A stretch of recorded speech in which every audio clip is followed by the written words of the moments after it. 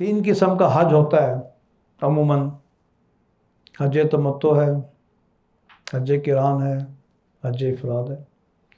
Maximum لوگ 99% لوگ حج تمتع کرتے ہیں.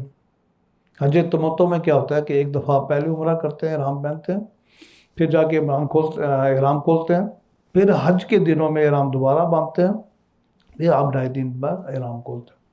جبکہ حج قران وہ سب سے افضل حج قران ہے. ایک ہی احرام میں آپ پہلے عمرہ کرتے ہیں اور پھر حج کرتے ہیں.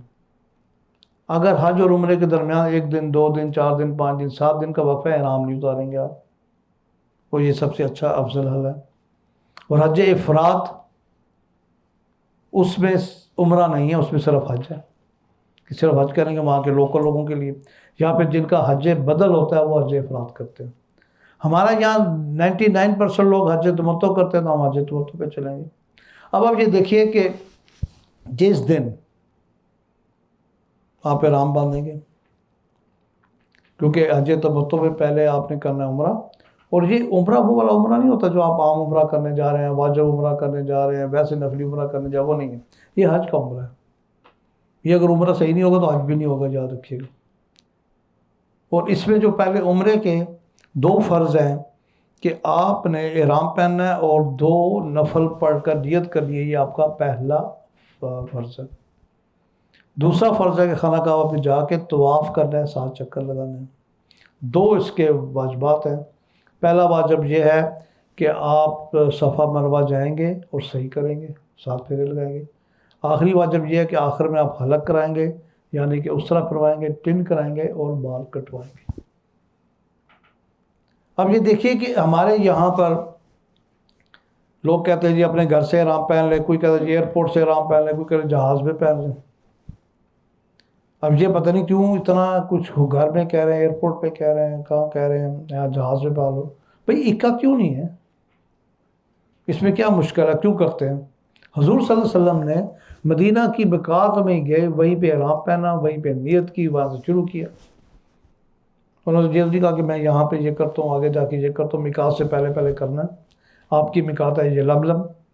یہ جدہ کے سمندر میں ایک پہاڑی ہے، اس کا نام ہے یہ لملم. اور اس سے پہلے آپ کو ٹائم ہی نہیں ملنا. جب آپ جہاز پہ بیٹھ کے نہ پچھلی نماز پڑھ سکتے ہیں، نہ عبادت کر سکتے ہیں. ہو سکتا ہے آپ کی مقات گزر جائے تو آپ کو عمرہ نہ ہو تو حج بھی نہیں ہوگا. لیکن ہمارے کہنے والے علماء کرام نے کہہ دیا جی آپ گھر سے نہ باندھیں، ایئرپورٹ سے باندھیں.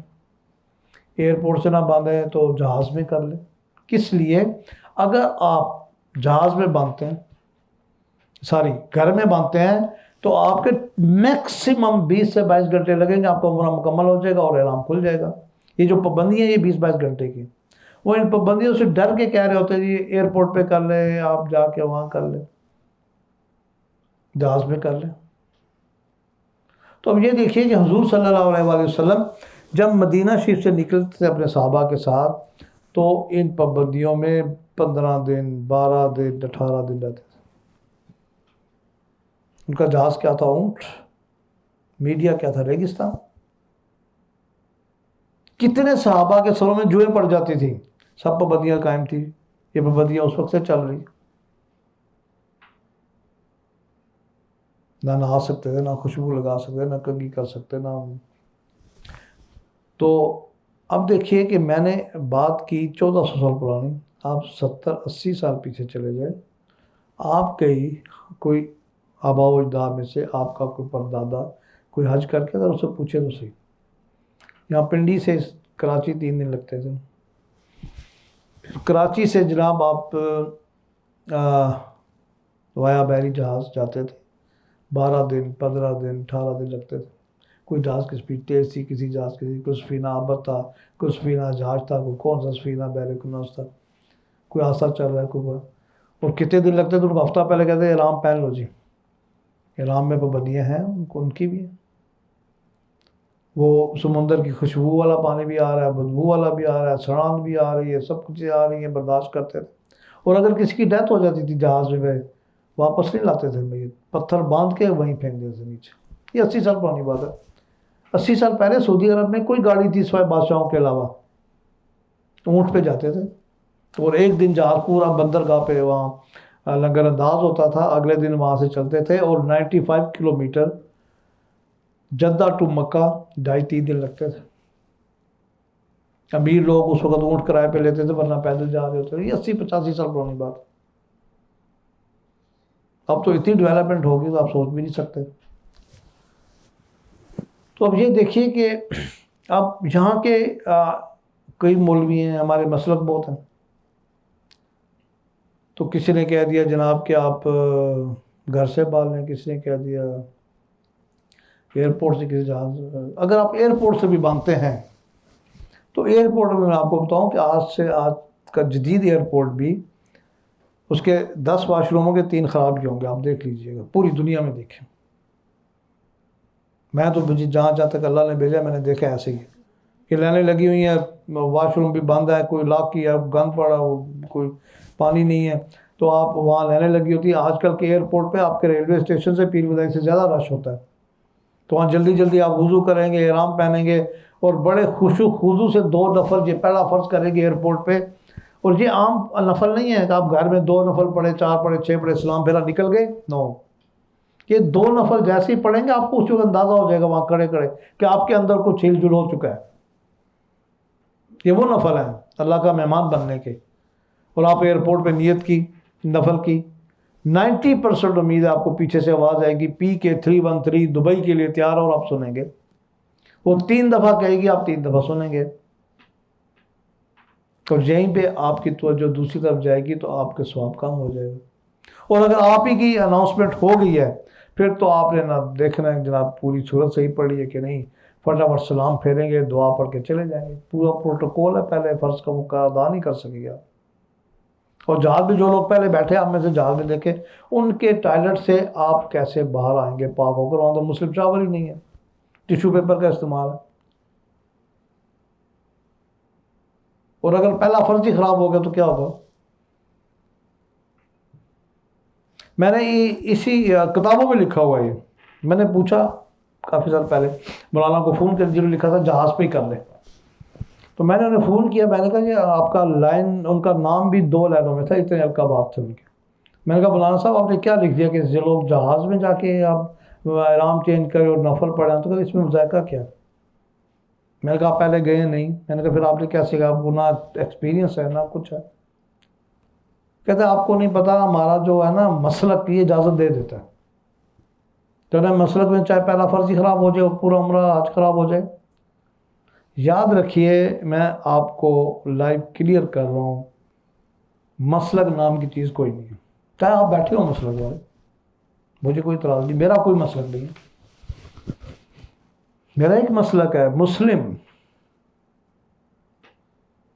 کوئی بریلوی نہیں، کوئی آپ کا وہابی نہیں، کوئی آپ کا اہل حدیث نہیں، کوئی آپ کا شیعہ نہیں، کوئی دیوبندی نہیں۔ میں آج ثابت کروں گا قرآن اور حدیث سے، اور اگر میں غلط کروں مجھے آپ بعد میں پوچھیے کہ آپ نے غلط کیا ہے، اور اگر میں صحیح کروں مجھے اپریشیٹ کر کے دیں کہ ہاں مسئلہ کوئی نہیں۔ ہم نے مسئلہ خام خواہ بنا لیے، پھر قرآن کیوں نہیں پڑھا؟ جو بیسک کتاب ہے وہ چھوڑ دی۔ آپ کے سرانے پہ سیرت النبی پڑھی ہوئی ہے؟ نہیں، 2 موبائل تو پڑھیں، تو پھر مسلک کون سا آپ کا؟ نہ آپ نے سیرت النبی پڑھی صلی اللہ علیہ وسلم، نہ آپ نے قرآن پڑھا، تو آپ مسلک کس چیز کا کر رہے ہیں؟ ٹھیک ہے، اماموں نے لکھا ہے، تفسیر لکھا ہے، میری عزت ہے ان کے میرے دل میں، جتنے ولی اللہ میں امام ہیں، میں ان کے زیادہ بولتا نہیں ہوں، مجھ سے بد بھی نہ ہو جائے، میں پکڑ پہ نہ جاؤں، لیکن وہ ہمارے جیسے انسان تھے، انہوں نے اپنا کلچر لگایا، اور آپ کو جو کلچر پسند آتا ہے آپ اس کو اڈاپٹ کر لیتے ہیں۔ قرآن ادھر پڑھا ہوا ہے بند، سیرت النبی ادھر بند پڑھی ہوئی، اور پورے حج عمرے میں آپ کا جو ہے مسلک وہ میں آپ کو بتاؤں، تو سب سے بہتر جگہ ہے آپ کا گھر، آپ اپنے گھر سے احرام پہنیں گے۔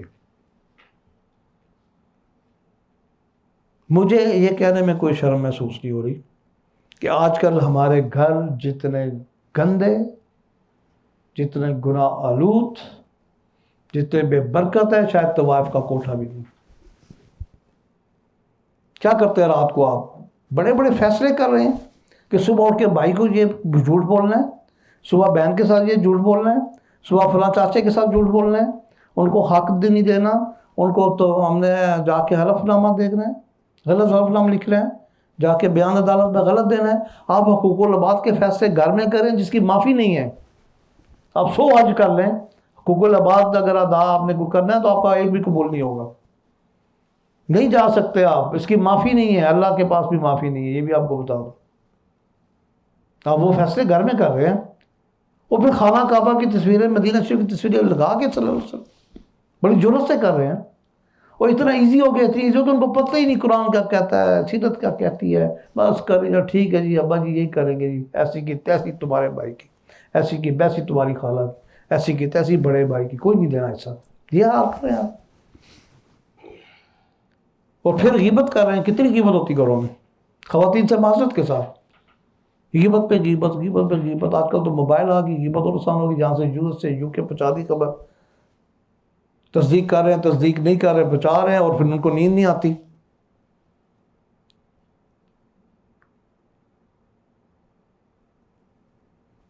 پتہ نہیں کیا بنے گا، جبکہ قرآن میں اللہ تعالیٰ نے فرمایا کہ غیبت کرنے والا روز اپنے بھائی کا، مردہ بھائی کا گوشت کھا کے سوتا ہے۔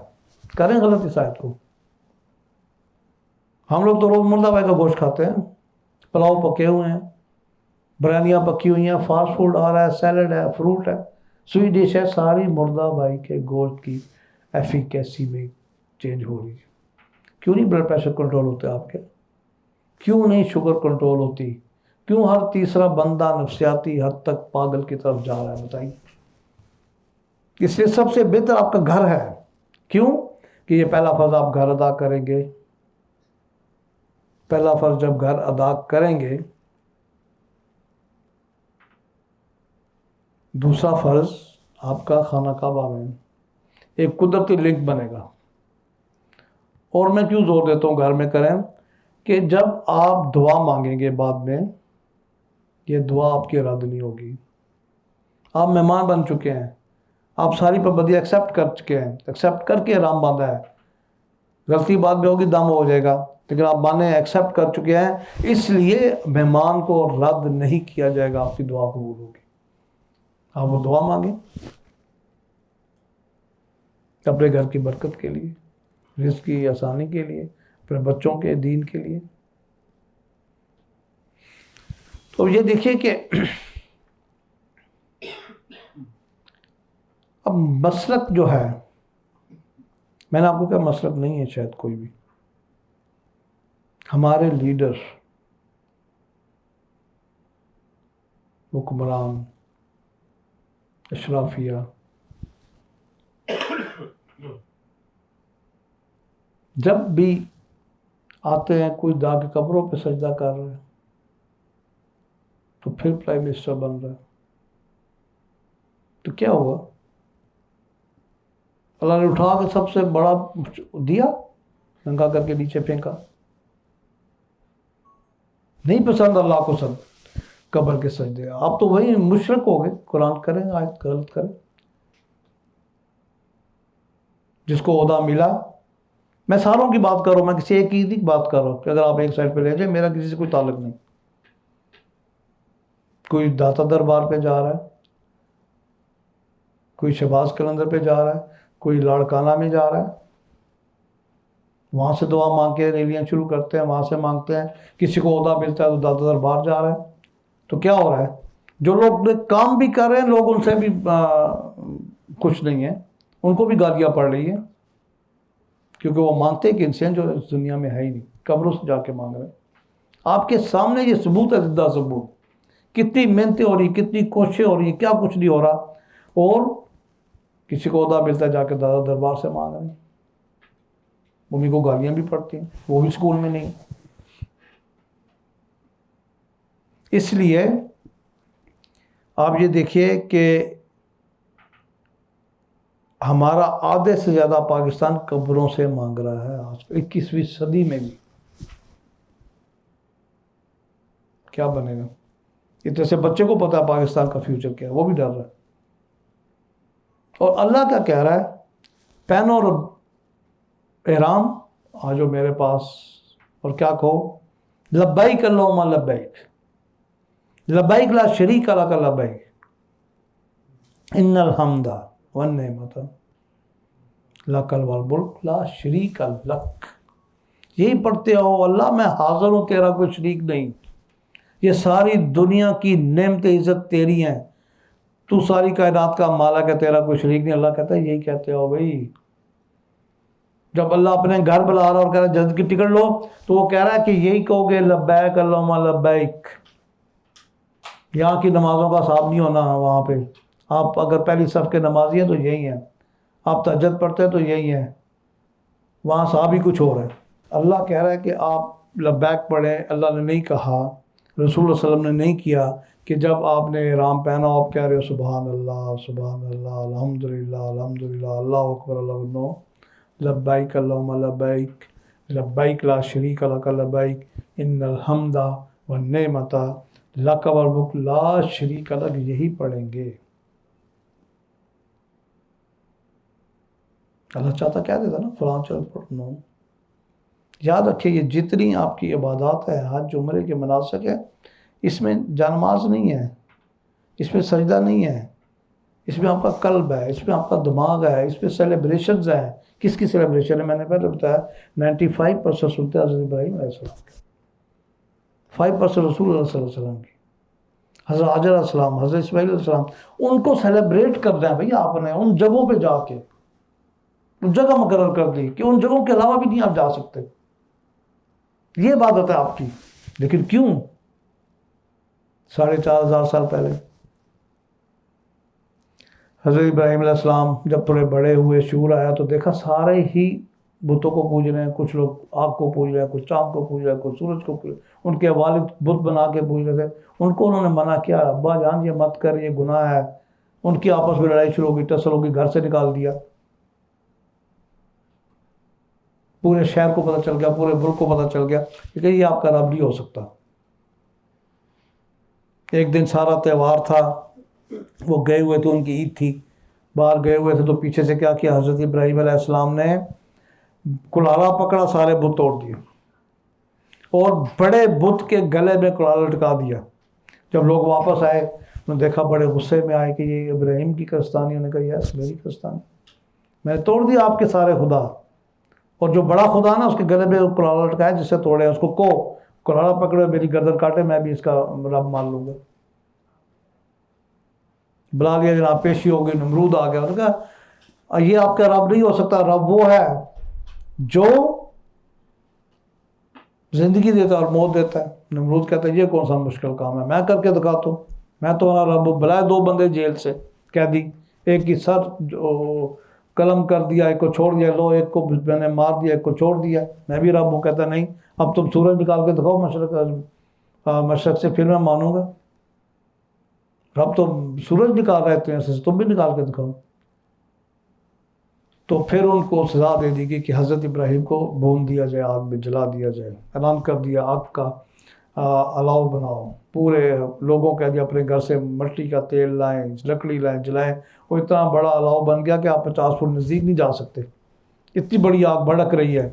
حضرت ابراہیم کو ہتھکڑی باندھی ہوئی ہے اور پھینکنے کی تیاری ہے، قریب نہیں جا سکتے۔ منجیک جھولا سا بنایا کہ جھولے میں ڈال کے پھینکیں گے، سب نظارہ دیکھ رہے ہیں اور اللہ سے کہہ رہے ہیں یا اللہ میں نے تو کہا تھا اللہ ایک ہے، اس کا کوئی شریک نہیں، کوئی معبود نہیں، اور اسی پہ توکل ہے، تو مجھے آگ میں جلایا جا رہا ہے۔ اوپر سے آواز آئی چھلانگ لگاؤ، چھلانگ لگا دی۔ 2-4 گھنٹے بعد جب انہوں نے اوپر جا کے دیکھا کہ اب وہ بھون گئے ہوں گے نعوذ باللہ، لیکن جب دیکھا نمرود نے، لوگوں نے، تو حضرت ابراہیم آرام سے بیٹھے، ٹانگ پہ ٹانگ چلاتے، فرشتوں سے باتیں کر رہے، ان کی ہتھ کڑی پگھل چکی تھی۔ اللہ نے آپ کو حکم دے دیا کہ ایک بال بھی نہیں بھیگے گا، جلے گا حضرت ابراہیم کا، کہ جس نے کہا ہے اللہ ایک ہے، اس کا کوئی شریک نہیں، اس کا کوئی معبود نہیں، اسی پہ توکل کرنا۔ حضور صلی اللہ علیہ وسلم آئے 1400 سال پہلے، اس سے پہلے بھی تو لوگ جنت میں جاتے تھے، کوئی قرآن نہیں تھا، کوئی رسول نہیں تھے، کوئی کچھ نہیں تھا، جنت پھر بھی تھی، جنت میں پھر بھی جاتے تھے، کوئی نماز روزہ زکوٰۃ کچھ بھی نہیں تھا ایسی اس قسم کا، کوئی اپنا کلچرل تھا، کوئی اور تھا، ایسا تھا، لیکن ایسا تو نہیں تھا۔ اب آپ کو پتہ ہے کتنے رسول پیغمبر نبی آئے؟ 1,24,000، 1,23,999 پیغمبروں نے کیا کہا؟ صرف یہ کہ اب کو اللہ ایک ہے، اس کا کوئی شریک نہیں، اس کا کوئی معبود نہیں، اسی پہ بھروسہ ہے تو جاؤ جنت پہ جاؤ، کوئی نمازیں نہیں۔ آج ابھی اللہ کہہ رہا آ جاؤ یہی کرو گے، اللہ کہہ رہا میں نے بلایا مہمان بنو، میں نے نہیں پوچھا تم کیسے تھے، تم ہی چور ہو، تم ہی ٹھگ ہو، تم ہی کرپٹ ہو، کوئی اپنے گھر کا کرپٹ ہے، کوئی اپنے بزنس کا کرپٹ ہے، کوئی اپنے آفس کا کرپٹ ہے، کوئی دکان کا کرپٹ ہے، مجھے پتہ ہے، لیکن میں کہہ رہا ہوں موقع دے دیا آ جاؤ یہ کام کرو جو اللہ ایک ہے، اس پہ کوئی معبود نہیں، کوئی شریک نہیں، یہ کرو، میں جنت کی ٹکٹ ابھی بھی دیتا ہوں۔ ان نمازوں کا حساب قیامت کے دن آپ کو جنت میں جو درجے ملیں گے ان نمازوں سے، ان نفلوں سے، ان قرآن سے، ان روزوں سے، ان زکوٰۃ سے ملیں گے۔ وہاں پہ بھی 5 نمازیں پڑھنی، یہاں بھی پڑھنی ہے۔ میں جب کہیں کہتا ہوں یہاں کا نمازوں کا حساب نہیں، میرے بارے میں ایک صاحب نے مشہور کر دیا کہ ڈاکٹر صاحب نے منع کر دیا نماز ہی چھوڑ دو، تو میں یہ نہیں کہہ رہا نماز چھوڑ دو، نماز فرض ہے، وہ آپ نے پڑھنی ہے یہاں بھی وہاں بھی، میرے ماتھے نہیں لگنا، اس کا درجہ قیامت کے دن آپ کو ملے گا۔ تو اب یہ دیکھیے کہ پھر یہ ساری سیلیبریشن ہم نے کرنی ہے، وہاں پریکٹیکل کرنا ہے جا کے، حضرت ابراہیم کی، حضرت حاجر علیہ السلام، حضرت اسماعیل علیہ السلام، رسول اللہ صلی اللہ علیہ وسلم کی جو انہوں نے کیا، اللہ کا سیلیبریشن کرو، بس انجوائے کرو، اس طرح میں جنت کی ٹکٹ دیتا ہوں۔ تو اب میں مردوں کو بتاؤں گا یہاں کہ آپ آسان طریقے سے احرام کیسے پہنا جا سکتا ہے اور اس کی شرائط کیا ہیں، پھر اس کے بعد خواتین کا احرام کیا وہ بتاؤں گا، پھر ہم آگے سٹیپ بائی سٹیپ آگے چلیں گے انشاءاللہ۔